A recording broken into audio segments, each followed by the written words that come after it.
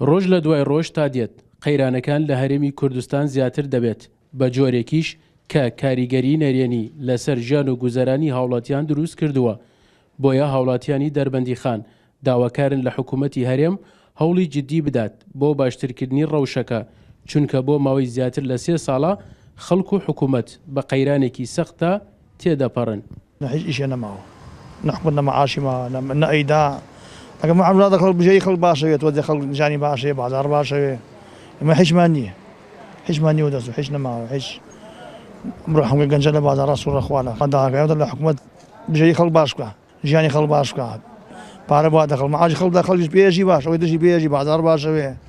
ئێستا حالیان بڕۆ یەک ئیش نەمابێت، یەک ئیش بەعام هەموو کاسبکاری و هەموو دوکانێک پێوە دیارە، یعنی بۆ نەبوونی بازار و سارد و سڕی بازار و ئەمانە، بەڵام ئەم موچە کەمکردنی یا ڕۆبە موچەکەی ئەگەر مەسەلەن نیو موچەیە بە بەردەوام بێ تەسیرەکە، چون کابرا مەسەلەن بە گوێرەی ئەو پارەی ئەو موچەی کە ئەدرێ ئەوەنە تەلەبەی هەیە لە بازار، یا ئەوەنە مەسەلەن شت ئەکڕێ بای ئەو پارە ئەکڕێ بەس نەدانەکەی، یا مەسەلەن مانگێکەیە و مانگێک نییە و ئەمە زۆر خراپە تەسی لەسەر بازارە. جا من داوام ئەوەیە بە بەردەوام بێت. وەکەوەی هاوڵاتیان و دانیشتوانی دەربەندیخان ئاماژەیان بۆ کرد بۆ دەربازبوون لە قەیرانەکان کە بۆرۆکی حکوومەتی هەرێمی کوردستانی گردووەتەوە، لە ئێستادا باشترین بژاردا گەڕانەوە و دەستپێکردنەوەی گفتوگۆکانە لەگەڵ حکوومەتی ناوەند.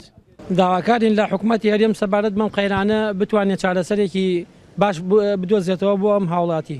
لە ڕاستی ئەم قەیرانە تاسیری لەسەر هەموو هاوڵاتی کردووە و داواکارین ئەگەر خۆشی ناتوانێت چارەسەرەکە بدۆزێتەوە با باشتر وایە لەگەڵ بەغا بتوانێت ڕێکوتنیەکی باش ئەنجامدا لەبەر خاتی مانەوەی هەم خۆی لەبەر خاتی مانەوەی هاوڵاتیش دا لەبەرەوە من داواکارم ئەمڕۆ ڕێبکەوێت لەگەڵ بەغا لە بەیانی زۆر باشترە. سەریان بازاڕەکە دوایی مقابلێر کەسەکەی سەری دەم چاوی خەڵکە زۆری لاکە زۆر بێتاقەتە بەبۆی ئەوەی کە موچە ئێستا وای لاتوە بە تەمای ئەو ڕبحەژ نییە، یعنی بەڕاستی حەق حکوومەت بە جددی ڕێکەوەی لەگەڵ یا ئەوەیە چاکسازێکی تەواو بکە جددی، یا ئەوەی لەگەڵ بەغا ڕێبکەوێ و خەڵکەکەی لەم قەیرانە ڕزگاری. قەیرانەکان لە هەرێمی کوردستان ڕۆژ و مانگ و ساڵی تێپەڕ کردووە، ڕۆژ لە دوای ڕۆژیش تا دێت ژیانی هاوڵاتیان بەهۆی دواکەوتنی موچە و بەرزبوونەوەی ڕێژەی بێکاری سەختتر دەبێت. بۆیە هاوڵاتیانی دەربەندیخان داواکارن لە حکوومەت هەوڵی جددی بۆ باشترکردنی ژیان و گوزەرانی خەڵک بدات.